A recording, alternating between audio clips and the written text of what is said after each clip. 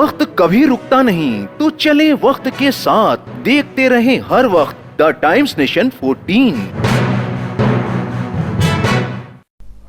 आदाब, नमस्कार। मैं सरवर हुसैन आपका इस स्पेशल रिपोर्ट में जो हमने तैयार की है ख़ासकर उन पेरेंट्स के लिए, उन वालिदैन के लिए जिनके बच्चे स्कूल, कॉलेज और यूनिवर्सिटीज़ में तालीम हासिल कर रहे हैं और वो स्टूडियस लाइफ जी रहे हैं। आपको ये ख़बर या ये रिपोर्ट शायद चौंका भी सकती है, लेकिन हमारा मकसद आपको ख़बरदार करना है ताकि आप अपनी सबसे बड़ी दौलत, औलाद की दौलत से जो है वो बाखबर रहें, उन पर नज़रें जमाए रखें। क्योंकि हमारे मुल्क में 15 से 26 साल की उम्र के नौजवानों में ख़ुदकुशी के वाक़यात मुसलसल बढ़ते जा रहे हैं। पिछले 5 से 7 सालों के दरमियान ये वाक़यात बहुत तेज़ी से बढ़े हैं और हम ये भी चाहते हैं कि किस तरह से जो है इन मसलों के ऊपर जो है वो काबू पाया जाए और ये वाक़यात क्यों बढ़ रहे हैं, क्या वजह है कि ख़ुदकुशी के मुसलसल वाक़यात हमारे हिंदुस्तान की आबादी का 60% जो है हिस्सा वो नौजवानों पर मुश्तमिल है। और पिछले 5 से 7 सालों में जिस तरह से तेज़ी से ये ख़ुदकुशी के वाक़यात बढ़ रहे हैं, इस पर ज़ाहिर सी बात है सबको चिंता होनी चाहिए। और इसी रिपोर्ट में जो है हम आपको इस फील्ड से ताल्लुक़ रखने वाले स्पेशल गेस्ट से भी हम आपको मुतारुफ़ कराएंगे जो इस मसले के ऊपर रोशनी डालेंगे। तो देखिए हमारी ये ख़ास रिपोर्ट। 15 से 25 साल की उम्र के बच्चे जो दरअसल स्कूल, कॉलेज या डिग्री कॉलेज में पढ़ रहे होते हैं, इन बच्चों के ज़रिए ख़ुदकुशी कर लेने के बढ़ते वाक़यात ने वालिदैन की नींद हराम कर रखी हैं। हिंदुस्तान की 60% आबादी नौजवानों पर मुश्तमिल है और लगातार इन नौजवानों के ज़रिए ख़ुदकुशी के बढ़ते वाक़यात हमें सोचने पर मजबूर कर रहे हैं कि आखिर इधर पिछले 5 या 7 सालों में ऐसा क्या हो गया है जो नौजवानों के ख़ुदकुशी के वाक़यात बढ़ गए हैं। इसी के साथ ये भी चौंकाने वाली बात है कि हिंदुस्तान में 15 से 24 साल की उम्र के हर 7 नौजवान में से एक नौजवान ज़हनी सेहत के मसले से दो चार है। तो यकीनन ये सोचने वाला मकाम है कि आखिर ऐसा क्या हो रहा है जो ये मसाइल बढ़ते जा रहे हैं। इन्हीं मसाइल पर हमने एजुकेशन, माहिर नफ्सियात और डॉक्टर्स की एक टीम से बात की ताकि इस मसले पर रोशनी डाली जा सके। पहले तो हम कारणों पर बात कर लें।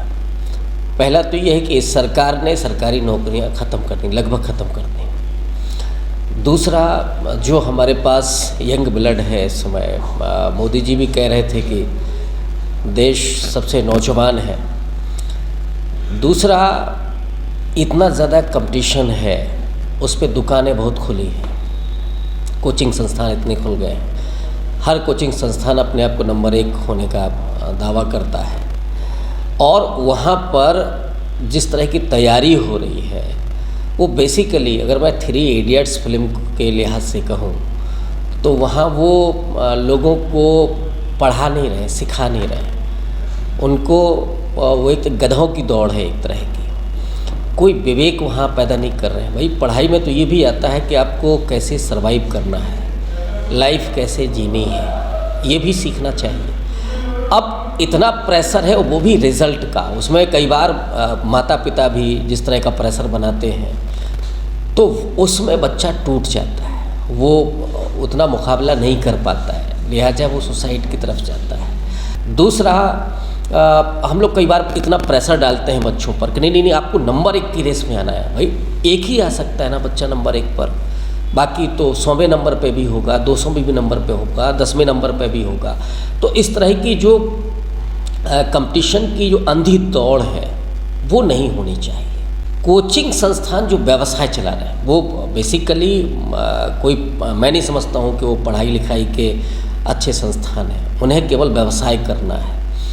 तो वो जिस तरह का प्रेशर डालते हैं अपना रिज़ल्ट अच्छा लाने के लिए, वो कई बार वो बच्चे का नहीं देखते हैं, वो अपना देखते हैं। तो वो रोज़ आपके क्लास टेस्ट होते हैं, उसमें तमाम तरह की बातें होती हैं, तमाम प्रेशर होते हैं, कई बार घर वालों के ताने होते हैं। कुछ बच्चे थोड़ा इंट्रोवर्ट होते हैं तो वो चीज़ों को देख करके अपने भीतर ही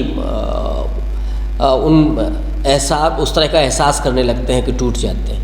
तो ज़रूरत इस बात की है कि उनको समय समय पर मुझे लगता है कि जो मनोवैज्ञानिक होता है उसकी भी परामर्श हो, और कोचिंग संस्थानों को मनोवैज्ञानिकों को ला करके और बच्चों के साथ बातचीत करवानी चाहिए। आज उन बच्चों का एक्सपोजर जो है वो रियलिटीज़ के साथ कितना है ना। एक वक्त था कि 6-7 साल 8 साल की उम्र में बच्चे स्कूल जाया करते थे तख्ती लेकर के।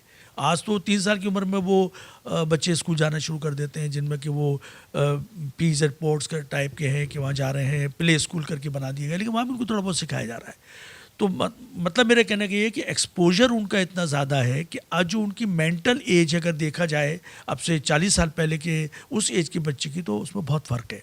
आज 3 साल का बच्चा 4 साल का बच्चा रिमोट इस्तेमाल कर लेता है और उसको जानता है कि इससे कैसे टीवी ऑन होगा, कैसे इससे वो कॉल रिसीव कर लेता है। 4 साल के बच्चों से मालूम है, वो डाउनलोड कर देता है। 4 साल का बच्चा मोबाइल के ऊपर अपने गेम्स डाउनलोड कर लेता है 4-5 साल के बच्चे।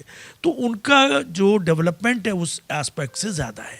तो वो जो रियलिटीज़ दुनिया आप जैसा बता रहे हैं कि 18 से 24 साल की एज में इतना ज़्यादा है, तो एक्चुअली बच्चे जो हैं उस एज में कि वो 16, 17 और 15 के हैं, वो उसी तरह की ज़िंदगी से एक्सपोज हो गए, उनके पास उसी तरह की स्ट्रेसेस उनके ऊपर आ गए।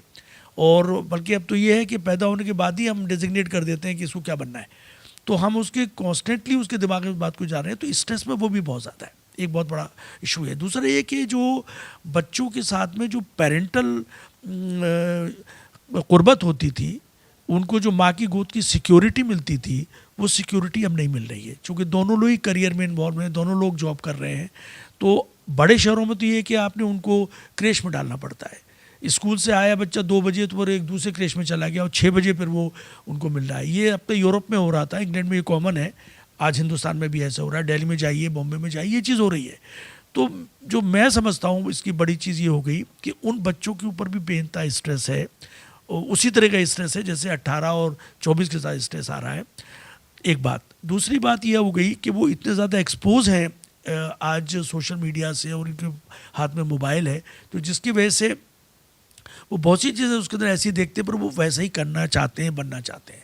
न्यूक्लियर फैमिलीज़ हैं, किसी तरह की सपोर्ट नहीं है। मैं आपको एक और चीज़ बताना चाहूँगा कि एक स्टडी कुछ बरस पहले अमेरिका में आई, एक रिज़ल्ट आया कि जो बच्चों को माँ का दूध नहीं मिलता है, दूसरे वर्डों में आप ये कहेंगे कि जिनके साथ माँ ज़्यादा वक्त नहीं गुजार पाती है, जो बच्चे बॉटल फीडिंग के ऊपर रहते हैं या काउज मिल्क फीडिंग कराई जा रही है, उनके अंदर देखने में आया कि उनके अंदर सुसाइड के थॉट भी ज़्यादा आते हैं और उनके अंदर सुसाइड का रेट भी ज़्यादा पाया गया है। आपने जैसे बताया कि बच्चों के अंदर सुसाइड का बहुत ज़्यादा इंसिडेंस हो रहा है इस वक्त, और ये सच है, और दुनिया भर की तरह हमारे देश में भी ये काफ़ी ज़्यादा बढ़ गया है, specially in adolescents and very young people. तो उसके बारे में सिर्फ एक ही बात जो और एक्सपर्ट्स भी बोलते हैं वो ये है कि हमारी फैमिली वैल्यूज़ में बड़ा ज़बरदस्त बदलाव आया है पिछले 20, 25, 30 साल के अंदर। और उसके अलावा जो नॉलेज का इन्फ्लो है थ्रू वेरियस चैनल्स, वो भी बहुत ज़्यादा बढ़ गया है। ज़िंदगी जो है वो 20% नॉलेज है और 80% विजडम है। तो विजडम का इन्फ्लो तो नहीं आ रहा है, सिर्फ नॉलेज ही नॉलेज जा रही है अंदर, और उस नॉलेज से बंदे कोप नहीं कर पा रहे। बच्चों को बहुत ज़्यादा एस्पिरेशंस दी जाती हैं, घर वाले बहुत ज़्यादा इच्छाएं उनके ऊपर अपनी थोप देते हैं, तुझे ये करना है, तुझे वो करना है। जॉइंट फैमिली सिस्टम ख़त्म हो चुका है। घर में अगर आते हैं तो माँ बाप अपने काम में लगे रहते हैं, अपनी दफ्तरों में से लौट ही के नहीं आ पाते। पुराने वक्त के अंदर जॉइंट फैमिली थी, घर में बुज़ुर्ग, बुआ, चाची, बाबा, दादी सब रहा करते थे। माँ नहीं मिली तो दादी से बात कर ली, दादी नहीं मिली तो दादा से बात कर ली, अपनी परेशानियों का सलूशन ढूंढ लिया। अब सुसाइड बहुत ज़्यादा हो रहा है, और स्पेशली यूथ्स में मैंने देखा है ये चीज़, प्रिवेलेंस बहुत बढ़ गया है, प्रिवेलेंस रेट बहुत हाई है, और स्पेशली अब एडोलेसेंट भी इसमें एड ऑन हो गए हैं। उसका रूट कॉज अगर देखा जाए तो उसका रूट कॉज हम खुद हैं एज ए पेरेंट, क्योंकि पेरेंट्स के ऊपर जो जिम्मेदारियां होती हैं वो तो वो लाइबिलिटीज़ निभा रहे हैं, लेकिन आजकल की भागदौड़ की और महंगाई की ज़िंदगी में दोनों पेरेंट्स वर्किंग हैं, तो घर में बच्चों को टाइम जो पेरेंट्स का मिलना चाहिए, जो एक क्वालिटी टाइम, वो नहीं मिल पा रहा है।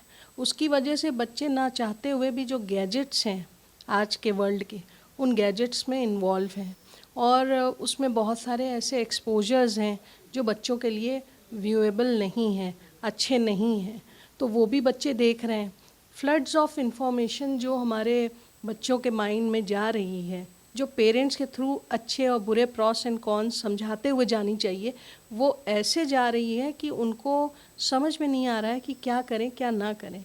तो इस डिलेमेटिक सिचुएशन में बच्चों को जो सही लग रहा है वो बच्चे कर रहे हैं, अंडर प्रेशर भी हो रहे हैं, अपने इमोशंस को जाहिर नहीं कर पा रहे हैं क्योंकि उनके पास चैनल्स नहीं हैं। चैनल्स जैसे कुदरती तौर पे माँ बाप इसीलिए होते हैं कि वो बच्चों को बैलेंस बना सकें। सुसाइड ये सिर्फ हमारे देश ही नहीं बल्कि पूरे वर्ल्ड यानी ग्लोबली एक मेजर प्रॉब्लम है, मेजर हेल्थ प्रॉब्लम हो गई है कि कहीं ना कहीं जब हमारे ऊपर बर्डन ज़्यादा होता है और हमारा कैलिबर, हमारी कैपेबिलिटी वैसी नहीं है तो हम उस चीज़ को अचीव नहीं कर सकते। बहुत बार क्या होता है कि पेरेंट्स के एक्सपेक्टेशन होते हैं कि बच्चा हमारा इंजीनियर बन जाए, डॉक्टर बन जाए, बट बच्चे के अंदर अगर वो कैलिबर नहीं है तो हमको अनड्यू प्रेशर क्रिएट नहीं करना चाहिए। सबसे ज़्यादा जो ज़रूरी चीज़ है वो पेरेंट्स की कि वो अपने बच्चों का कैलिबर ज़रूर एसेस करें और उसके अकॉर्डिंग और उनके इंटरेस्ट के अकॉर्डिंग उनको उस फील्ड में दें। दूसरी चीज़ रही बात जहाँ तक मोबाइल की और मोबाइल गेम्स की, डेफिनेटली मोबाइल गेम्स जैसा आपने इससे पहले भी सुना होगा, कई सारे गेम्स ऐसे आए, पबजी और दूसरे ब्लू वेल, जो इस तरह के गेम्स आए जिसमें बहुत सारे बच्चों ने सुसाइड किया। वो उसमें सेम वही चीज़ है कि वो एक टारगेट अचीव करना है एंड उस टारगेट को अचीव करने के लिए कहीं ना कहीं फिर उनको और कुछ समझ नहीं आता है और इसलिए वो अल्टीमेटली उस स्टेज तक पहुंच जाते हैं। लेकिन जब यही चीज़ें बच्चे आइसोलेट हैं, पेरेंट्स वर्किंग हैं, बच्चों का कोई केयर करने वाला नहीं, उनकी लाइफ एक कमरा है, मोबाइल है, लैपटॉप है, तो अल्टीमेटली उन बच्चों के लिए कोई दुनिया में ऐसा होता नहीं जिससे वो अपनी बातों को शेयर कर सकें। नाज़रीन, आज की रिपोर्ट में बस इतना ही। उम्मीद है कि आपको ये रिपोर्ट पसंद आई होगी। अगर पसंद आई है तो आप यकीनन इसे लाइक करें, सब्सक्राइब करें और शेयर भी करें और बेल आइकन दबाना ना भूलें। उम्मीद करते हैं कि हमने जो एक्सपर्टीज़ से आपकी मुलाकात करवाई है कुछ ना कुछ इसका फ़ायदा तो ज़रूर हुआ होगा। आज हम इस रिपोर्ट में सिर्फ मसले पर बात की है। आइंदा हम बहुत जल्द दूसरी रिपोर्ट के साथ आपके सामने हाजिर होंगे जिसमें इस मसले के हल के साथ भी हम आपके सामने इन एक्सपर्टीज़ को पेश करेंगे और उम्मीद करते हैं कि आपकी सबसे बड़ी दौलत आपकी औलाद इस मुल्क के लिए, अपनी कौम के लिए एक कामयाब ज़िंदगी गुजारे, खुश रहे, आबाद रहे। तब तक के लिए हमें इजाज़त दीजिए। खुदा हाफिज़।